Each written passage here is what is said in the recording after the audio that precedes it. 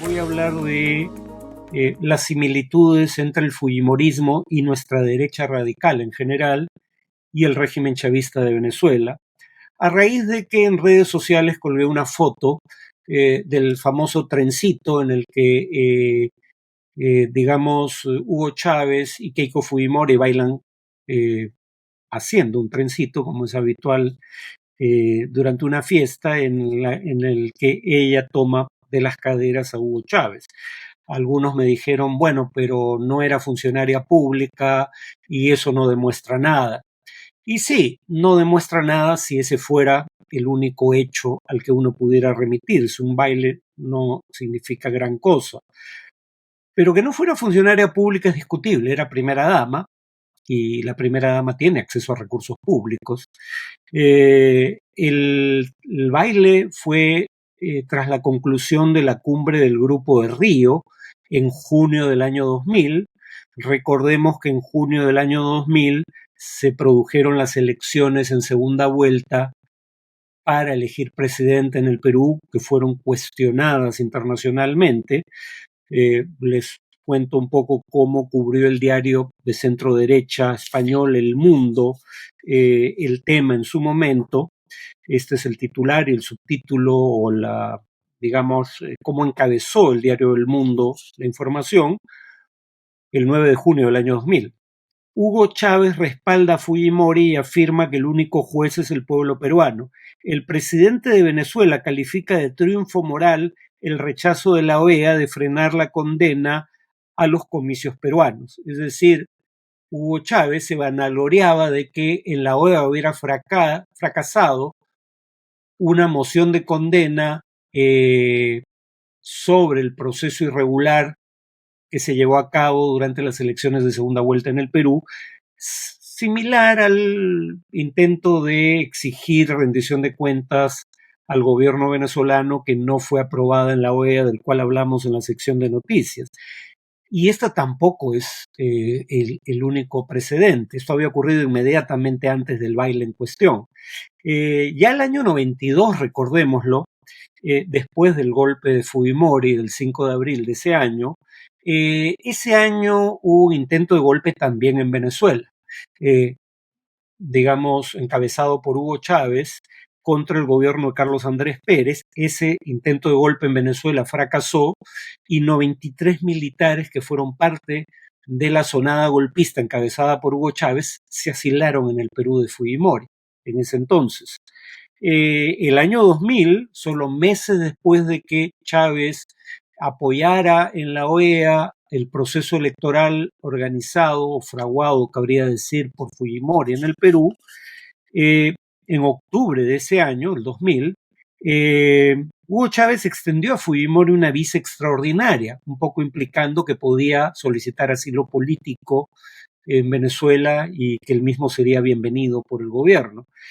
Finalmente Fujimori no usó esa visa extraordinaria porque hizo un viaje oficial al este asiático, a Brunei, tras el cual se fugó al Japón y se declaró ciudadano japonés, hecho que, o ciudadanía de la cual los peruanos no teníamos conocimiento, ¿no? Y por último habría que recordar que Vladimiro Montesinos, cuando huye del Perú, se refugia en Venezuela y que fue el régimen venezolano el que lo captura cuando el gobierno de transición había urdido un plan en el Perú para capturar y traer al Perú a Montesinos, capturarlo en Venezuela. Lo captura antes el gobierno de Chávez, lo cual prueba que conocía su paradero dentro del país. Más allá de estos antecedentes históricos, está también la similitud entre la conducta de la mayoría conservadora en el Congreso y el régimen chavista. Por ejemplo, el régimen chavista durante el gobierno de Maduro, no el de Hugo Chávez, se ha retirado de la Convención Americana de Derechos Humanos. Esto era condición para, digamos, retirarse también de la competencia contenciosa de la Corte Interamericana de Derechos Humanos, es decir, de no estar sometido a su jurisdicción. Y eso es algo similar, lo hecho por el gobierno de Maduro, a lo que quiere hacer la mayoría conservadora del Congreso. La Comisión Permanente del Congreso peruano ha creado una comisión de alto nivel que debería plantear reformas al sistema interamericano de derechos humanos, y si la OEA rechaza esas reformas planteadas por la comisión creada por el Congreso o no las implementa en un plazo de 180 días, el Estado peruano, según esta propuesta, aún no aprobada por el Pleno, cito, deberá evaluar la denuncia a la Convención Interamericana de Derechos Humanos. Es decir, buscan hacer lo que hizo Venezuela. Ahora, el gobierno venezolano dio el siguiente paso. Si te retiras de la Convención Americana de Derechos Humanos para evitar que la Corte juzgue tus violaciones en esa materia, te sometes a la decisión de una mayoría calificada de la Organización de Estados Americanos, que podría en ese caso invocar la Carta Democrática Interamericana y sancionar al país. Por eso, tras retirarse de la convención, el gobierno venezolano se retiró de la OEA. Si prospera la iniciativa en el Congreso peruano de retirarse de la convención, habría que preguntarse si estamos dispuestos también a salir de la OEA y abandonar de esa manera la Carta Democrática Interamericana, que recordémoslo, fue suscrita en el Perú el 11 de septiembre de 2001. Además, habría que decir que respecto al control omnímodo que ejerce el gobierno venezolano sobre todos los poderes del Estado en ese país, pusimos como ejemplo en el podcast pasado que el presidente del Consejo Nacional Electoral, es decir, el equivalente venezolano al Jurado Nacional de Elecciones, Elvis Amoroso, es exdiputado y miembro fundador del partido oficial, el Partido Socialista Unificado de Venezuela. Bueno, en el Perú ya hay intentos, y en algunos casos se ha conseguido, coactar la autonomía de organismos constitucionales autónomos, como el Tribunal Constitucional. Recordemos, esto fue una repartija, para decirlo con toda claridad, en donde Perú Libre y grupos afines votaron en favor de una mayoría conservadora en el Tribunal Constitucional a cambio de que se le concediera a el abogado del prófugo Vladimir Cerrón la condición de defensor del pueblo.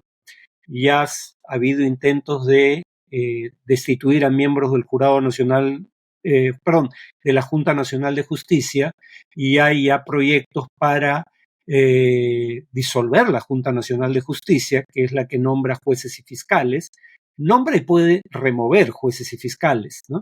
Y también hay proyectos para cambiar la composición del Jurado Nacional de Elecciones. O sea, se está buscando hacer en el Perú algo similar a lo que ya ha hecho el régimen chavista en Venezuela.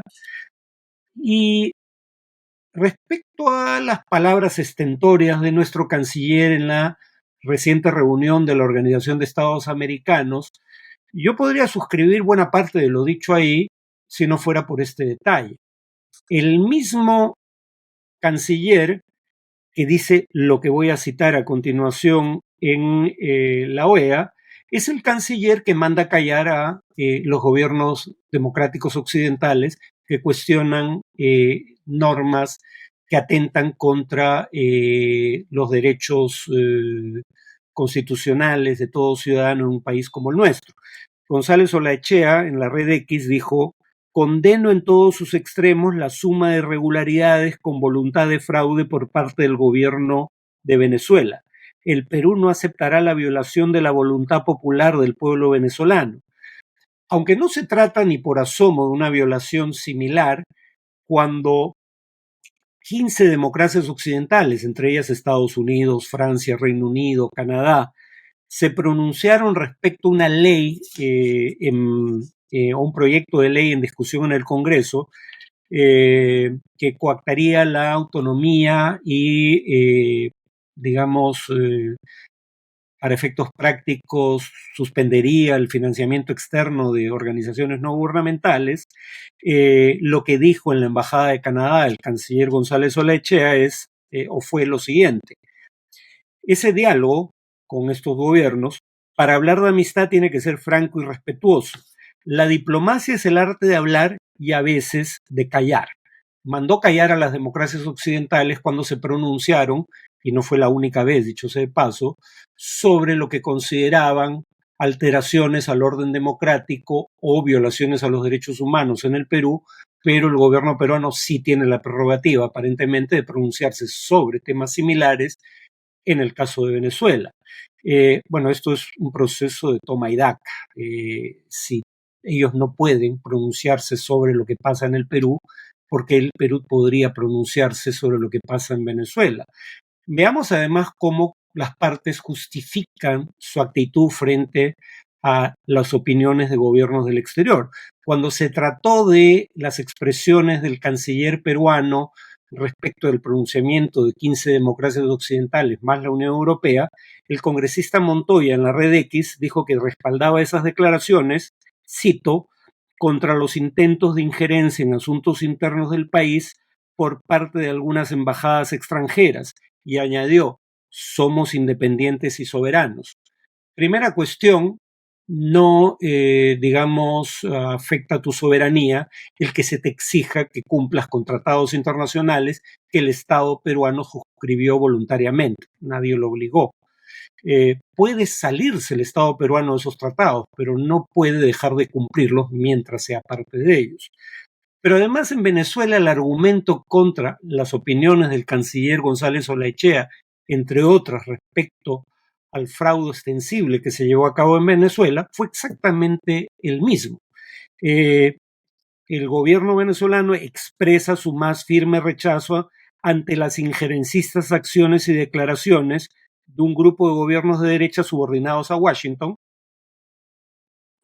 reivindicación del principio de no injerencia en asuntos internos, y dos, dice que eso atenta contra nuestra soberanía nacional.